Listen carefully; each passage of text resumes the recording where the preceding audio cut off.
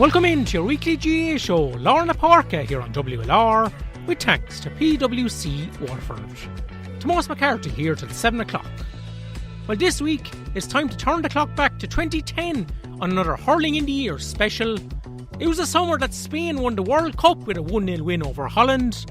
Joe Sheridan denied Louth the Leinster football title with a controversial goal. And Dan Shanahan scored an extra-time goal against Cork to deliver Waterford's 9th Munster title. Former Dacia attacker Brian O'Halloran will relive that Saturday night in Semple Stadium as he became the first Clashmore man to win a Munster senior medal. And later in the hour, we'll hear from Waterford hurling boss Liam Cahill on how he and his players are coping with the COVID-19 lockdown. As Waterford send a long free ball broken down, first touch for the young man from Clashmore, and he sends it over the bar. What a start to his championship hurling. There'll be dancing and jig in the Dacia bar tonight in Clashmore because Brian O'Halloran literally on a minute on the field, and the minor star of last year puts Waterford's heart to pumping, 1-8 to 10 points, and I'm sure his dad Billy and Uncle Eddie hearts are pumping too from the puck out down low. Lovely first touch by O'Halloran, ran into space, line ball to over the side of 65. It's back to a 1 point game, Fergal. Yeah, dream start, as you say. It's his debut, first time ever taking the field at senior championship level, on the field only less than a minute, and puts the ball over the bar. So in a Munster final, it's not a National League game, it's the heat of Munster battle. The lights are on here, that's the floodlights here, that's a first. It's a Saturday evening game, that's a first, and it's a replayed Munster final. Clinton with the puck out, the painter, the decorator from Ardmore, available for any of your household needs, but he's available for Waterford when called on, as we saw today. From the puck out, ball breaks down, Shane O'Sullivan tries to pick it up, he turns and twists with the ball. Did he overcarry it? Hand, says the referee. Hand passes away towards John Milan, batted on by Callaghan, but Milan grabs that ball with real intent there, running down the far sideline on the run, takes his shot. Oh, that's a super score by John Milan. That's an inspirational score, and Joe Kennedy is dancing the jig. He might, the man from Kildare, looked on as we all did. He caught it over the big Joel Star Kennigan, ran up the far sideline, 30 metres out from the sideline, put Waterford in front. You won't see a better score than that, Fergal. No, that's the score of the game so far. Inspirational from John Milan. Malumphey's in to help. Shane O'Sullivan goes in and picks up very well there under pressure. Gets the ball back inside to Noel Connors. Does very well in a difficult situation. Morris pulls hard. Morris gets the flick on. This could be dangerous. Into Owen Kelly. Lovely ball back to Owen McGrath. Owen McGrath goes through to Dan. Down the jump, takes a shot. Oh! A goal by Dan Shanahan. Owen McGrath sets it up. Number 9 against the Rebels. And is the Lismore man happy? People question, was that Shanahan gone? They've got their answer. It's goal to go. The players put the ball out in the back of the net. Lovely bit of interplay. Kelly to Owen McGrath, and into the colliding end. When you give it to Dan Shanahan, go for the green flag. What a goal, as on comes Ken McGrath. Unbelievable stuff. Unbelievable stuff, you know. It's like a fairy tale for Dan. Probably one of the first goals he touched. Fantastic. Ben is going to take one. He's looking for a Saki. It's around the edge of the square. The ball breaks, whipped away by Malumphey. Out to the middle of the field. It's all over. It's all over. And Waterford have captured their 9th Munster title. And have beaten Cork once again in an epic game. They dance around with joy. That was an epic out there. It could have gone anywhere as well, so could have, you know, we came out in the end of it, but I think we deserved it, to tell you the truth. We got a few blows at a few different times, but we rode out the storm, we got back our shape, and we battled hard. And the great thing about hurling is you have a lot of character, you have a lot of fight, and I am awful proud of the boys. It's their day. They did it. They worked very hard. The 20-something lads that played today, and fair play to them. Hats off them. So Waterford were crowned Munster champions for the 9th time on July 17, 2010, as Davy Fitzgerald's side defeated Cork in a replay 116 to 113 after extra time. Well, Brian O'Halloran made his championship debut on that Saturday night in Semple Stadium, and delighted to say that the Clashmore attacker joins me on the line now.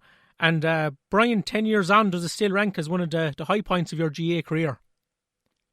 Oh, definitely, Tomas, yeah. I suppose, you know, it was almost like something out of a dream or a fairy tale, the fact it happened 2 or 3 weeks from when I started on the panel. I did my leaving cert in June that year, and I hadn't been in the panel because of the leaving cert. And then Davey was good enough to take a chance on me after leaving and bring me in.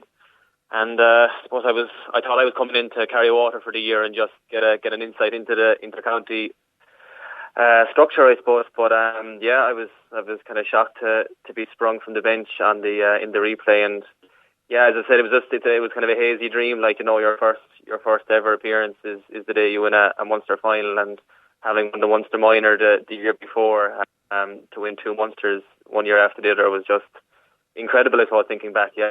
Yeah, like you mentioned there, Brian, you won a Munster minor medal the previous year, beating Tipperary in the final, also in Semple Stadium. Was it a bit of a bolt from the blue to link up with the senior panel so late in 2010? It wasn't. Davey had rang me early in 2010 when they were going back training. I suppose it was actually nearly Christmas time, and asked would I come in. I was keen to, do a good leaving, and I knew that, going on the inter-county panel wouldn't be the best thing to do for a good leaving. So look, I apologised to Davey. It was always a dream to play with Waterford seniors, and to refuse it, seemed mad. But I was hopeful that I'd get a chance in the future, and I thought that was it for the year, to be honest. I thought Davey, might give me a call maybe in 2011 or something like that. But yeah, I couldn't believe it in June when he rang near the end of the leaving cert and said he'd like me to come in. I was shocked that he was still thinking of me. And as I said, I had no expectations going in there. I thought I'd be just nearly part of the backroom staff for the year, just having a look in. But Davey obviously had other things in mind, and things went fairly well for me for the first few weeks. But anyway, it was great. Yeah, like how was it like initially, Brian, walking in to that dressing room? Like, I presume you would have been at a lot of the great games during the noughties. Yeah, it's just like, I suppose, you hear people. I heard John Milan last week talking about walking into a room with Tony Brown and being mesmerised. I was just, heroes everywhere, lads that you grew up watching and cheering on, and gods almost, the Milans, the Kens, the Dans, the Tony Browns. You were almost like a child in a sweet shop meeting the heroes, but you couldn't. You kind of had to cop on and get serious and realise that you were there to do a job for those great men as well, and not let the whole thing get too much for you overall.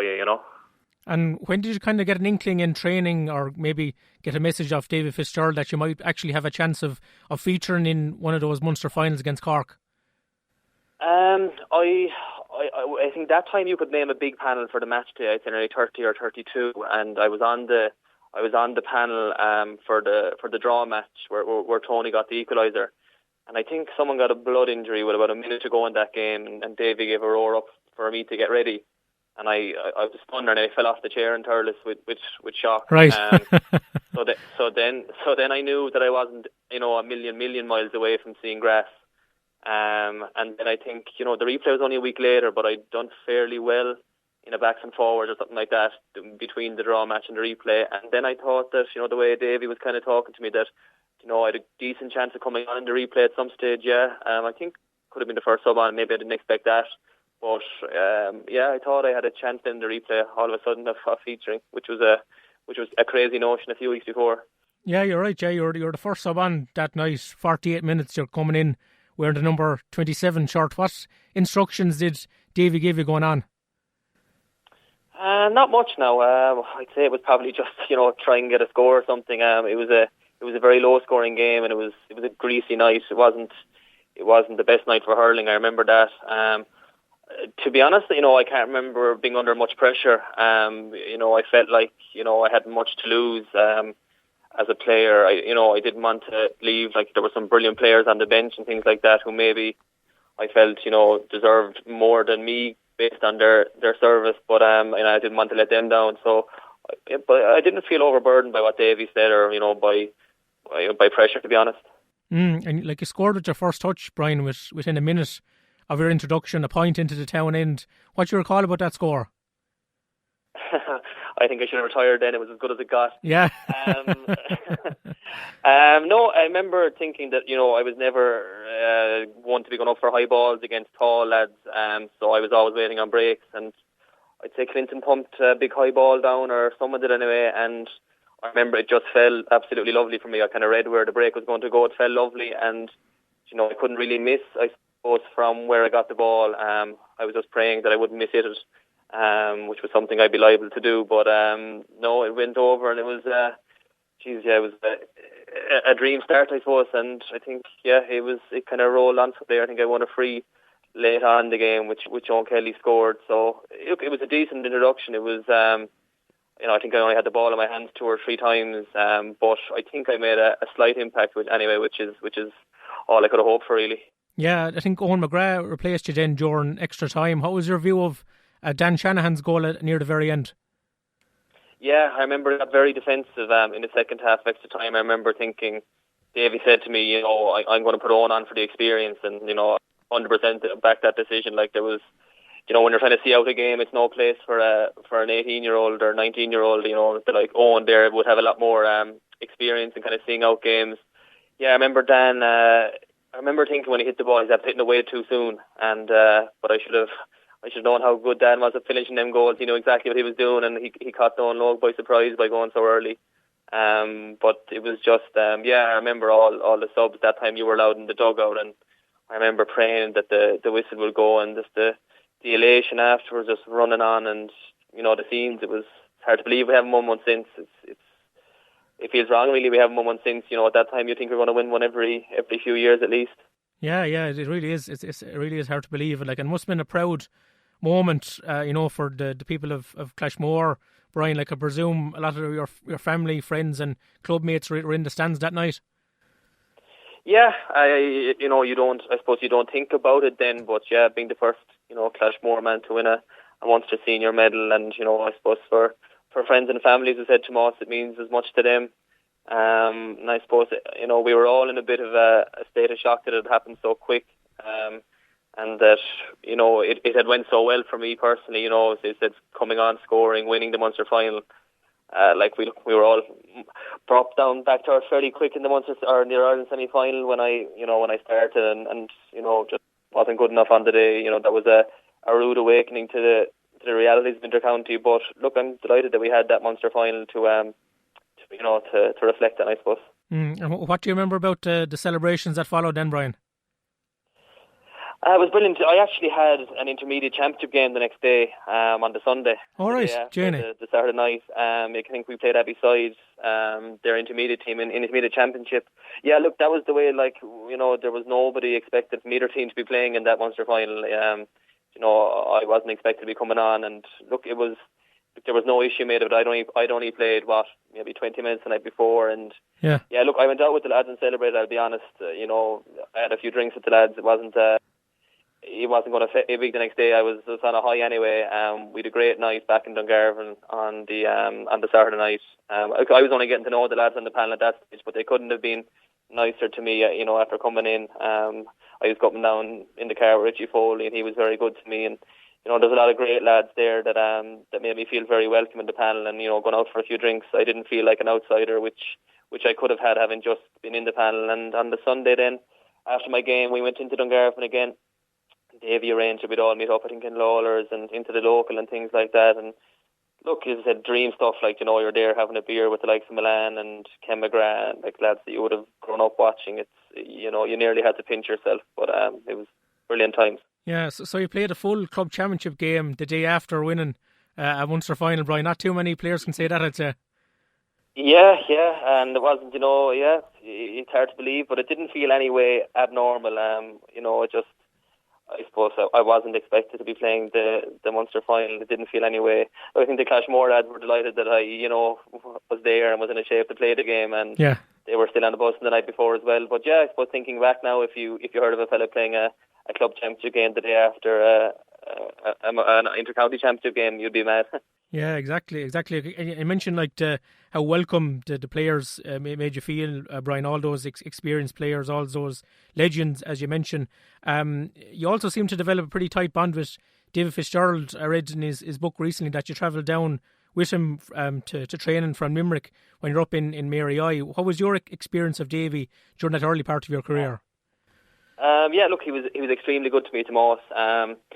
I think I said it before, I always think there was two sides to Davy. There's the side that you see on the sideline, and in front of the television cameras at times, and he can be that way in the training field. He demands an awful lot of his players, But then there's a very softer side, personally, where you could have great deep chats with him about, things away from hurling. And, we didn't go down too often from Limerick together, but there was 1 or 2 days he brought me down, and I just remember that we had, great chats at a personal level about life and things like that. And, I learned a lot from him, about him, and I suppose he learned a bit about me. But I couldn't speak enough highly of him as a man. He was very good to me. And even when I nearly made a mess of his lovely BMW, but that was another story. Yeah, I heard you put the wrong fuel into his car one night. I did. In my innocence, I put €50 petrol instead of €50 diesel into his lovely BMW. But right. I was lucky to survive on the panel after. But I think he saw the funnier side of it after a while. Yeah. He didn't hold it against you anyway. Just a final one on that Munster final. Brian, do you still have any mementos from that game, Hurley's or the jersey that you wore that night? Yeah, I have the jersey, Tomas. I have the jersey. I'd have the medal, and I would have a picture of my parents after the game as well. Lovely. They're the 3 things I have now from it. I'm not one to, I suppose, I haven't been all along while I was playing to be looking back on medals and things like that, but I know I'm careful enough not to throw out the ones that I'll look back on maybe in a few years and think of the great days. But yeah, look, I definitely wouldn't be giving away that jersey, or and I have the picture and the medal, as I said. So look, they're nice things to have from a great day. Brilliant. So certainly is it nice to have all those. And I suppose, Brian, at the moment, Munster Championship seems a very long way off, given where we kind of find ourselves right now. Like, you're a primary school teacher down in Killa. How have you been kind of impacted by the coronavirus?